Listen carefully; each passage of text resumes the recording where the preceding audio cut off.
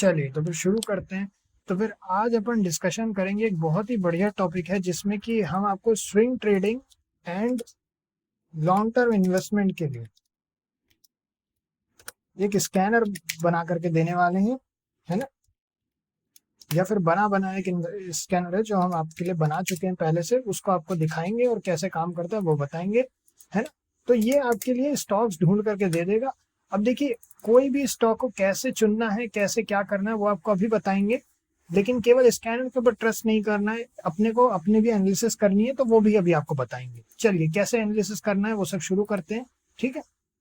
तो स्कैनर ये है, यहाँ पे ये इसकी क्वेरीज हैं जिसमें प्रॉफिट ग्रोथ लगी हुई है ना, पिछले 5 साल की सेल्स ग्रोथ के साथ से कंपेरिजन है इसका।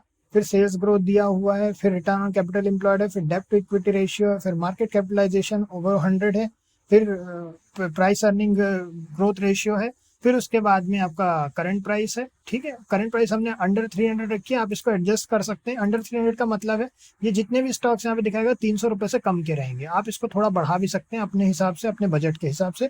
फिर उसके बाद book value to current price है कि बुक वैल्यू हमेशा ज्यादा करंट प्राइस से, है ना।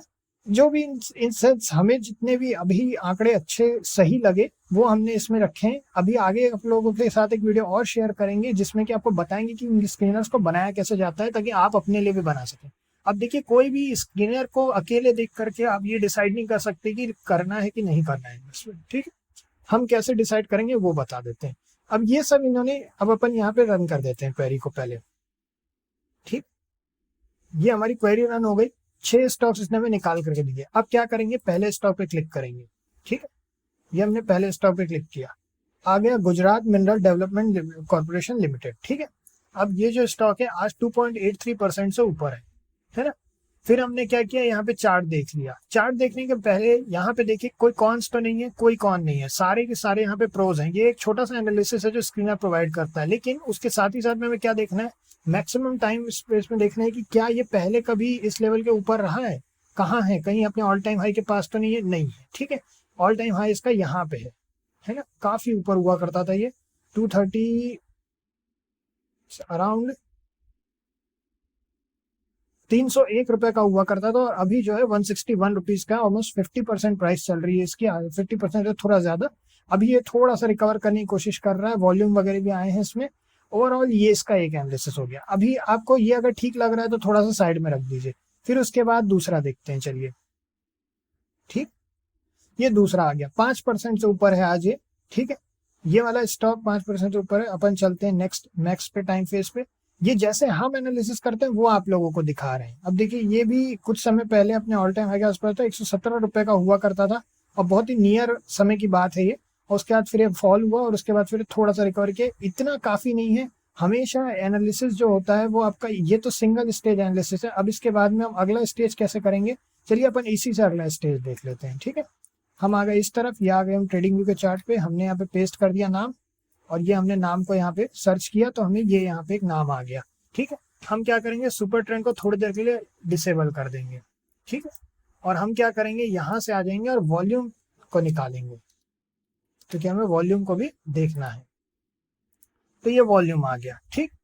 अब देखिए यहाँ पे ऐसा कुछ खास नहीं है ना, सर्किट्स हैं डेली उसमें। तो अभी कोशिश कर रहा है थोड़ा बहुत रिकवर करने की। इतने सस्ते स्टॉक से दूर रहना चाहिए शुरू में, कम से कम।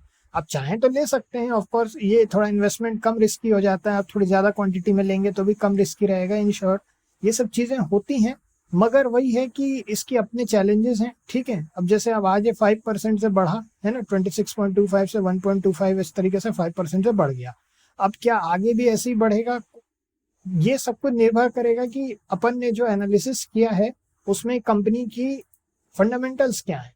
तो एक कौन है यहाँ पे, प्रमोटर होल्डिंग इज लो, 18.5% मात्र प्रमोटर होल्डिंग चल रही है इसकी। क्या करती है ये कंपनी, यहाँ पे अबाउट सेक्शन में कंपनी क्या करती है ये दिया हुआ है। Incorporated in 2010, Redcon Group Limited, formerly known as Lacos Internet Limited, offers digital marketing solutions to business agencies and online publisher worldwide. अब देखिए, आपकी इसमें अपनी वो हो सकती है व्यू की डिजिटल मार्केटिंग सर्विसेज प्रोवाइड करती है, किस तरह की, क्या क्वालिटी। इन जनरल ये है कि ये इस तरह का इनका काम है ना, ये इनका काम। अब देखिए, अब अपने को ये इतना डेटा देखने के बाद में अगर आपको लगता है कि लेना चाहिए तो एकदम तुरंत नहीं घुसे। अभी देखिए क्या है, कि एक लेवल और है इसके ऊपर, यहाँ पे अपर साइड में हम रिकमेंड करेंगे आपको कि कम से कम इसको 10 रुपए और बढ़ने दीजिए। 10 रुपए और बढ़ने के बाद में आपको एटलीस्ट थोड़ा सा सेफ्टी मिल जाएगी और एक और आपको चांस है कि बढ़े। हालांकि 10 रुपए इस स्टॉक से बहुत ज्यादा होता है, तो इसकी अपनी एनालिसिस अलग से अब करनी पड़ेगी। अब अपने को थोड़ा टाइम देना पड़ेगा। जो हमारे कम्युनिटी मेंबर्स हैं उनके साथ में हम बैठ जाएंगे। अभी हमने कम्युनिटी सबके लिए ओपन नहीं की है, केवल है ना बात करके हमने केवल यहीं लोकल में रखा है, बट आगे अगर लगेगा तो आप लोगों के लिए भी ओपन करेंगे। अभी इन जनरल क्या है कि इसका एनालिसिस आराम से करेंगे। अभी अपन इस साइड आ जाते हैं और देख लेते हैं, तो टीवीएस सराग को देख लेते हैं। ठीक है, टीजीवी सराग, माय बैड, टीजीवी सराग। ठीक है, सो अब अपन यहाँ से आ गए मैक्स पे। अब देखिए मैक्स पे यहाँ पे ये फॉल होता दिख रहा है। मैक्स पे हमें मैक्स का, और हाँ मैक्स का मतलब होता है पूरा टाइम ले, जब से ये स्टॉक बना है, जब से कंपनी स्टॉक मार्केट में लिस्ट हुई है, तब से क्या क्या हुआ है, इसकी स्टोरी क्या रही है। ठीक है, बहुत जरूरी है जानना।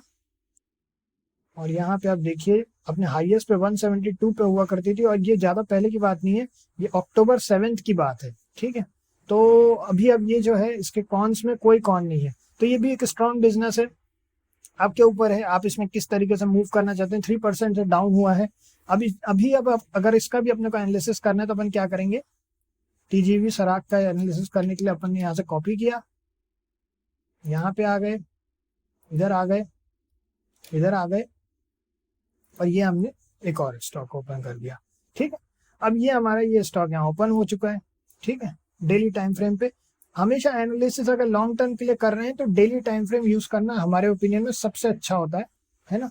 डेली टाइम फ्रेम आपको सबसे ज्यादा एनालिसिस अच्छा प्रोवाइड करेगा। साथ ही साथ में अपन इसको भी ओपन कर देते हैं, हमारे पिवट्स को, क्योंकि पिवट भी अपने को बताता है कि क्या हो रहा है एग्जैक्टली। अब यहाँ पे एक पिवट बना हुआ है, एक लेवल यहाँ पर है।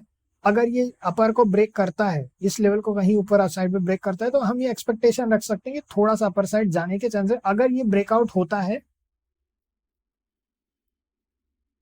अपने 99.99 की वैल्यू को, अगर ये ब्रेकआउट देता है, बल्कि इनफैक्ट थोड़ा और ऊपर 101.18 को, ठीक है, तो चूंकि यहाँ पे एक बड़ी कैंडल इसने बनाई थी तो यहाँ एक बड़ी बाइंग आई है पहले। बट देखिए कोई भी एनालिसिस, हमेशा एक चीज का ध्यान रखिएगा, किसी भी एनालिसिस को जब आप करते हैं, खुद पहली बात तो आप एनालिसिस अपना खुद भी कीजिए। किसी के भी कहने के ऊपर अपने को ये नहीं सोचना है स्टॉक स्ट्रांग है वीक है। कैसे पता किया अपन ने, टीजीवी सराग पे गए, टीजीवी सराग का कोई कौन हमें यहाँ पे नहीं दिखा, हमारा जो स्कैनर था उसने हमारे लिए ऑलरेडी स्कैन कर दिया है काफी सारी चीजें। ठीक है, उसके बाद में हमने क्या देखा, हमने देखा कि भाई जो बुक वैल्यू है वो है 97.7 और करंट प्राइस चल रहा है 95.5, बुक वैल्यू से कम चल रही है।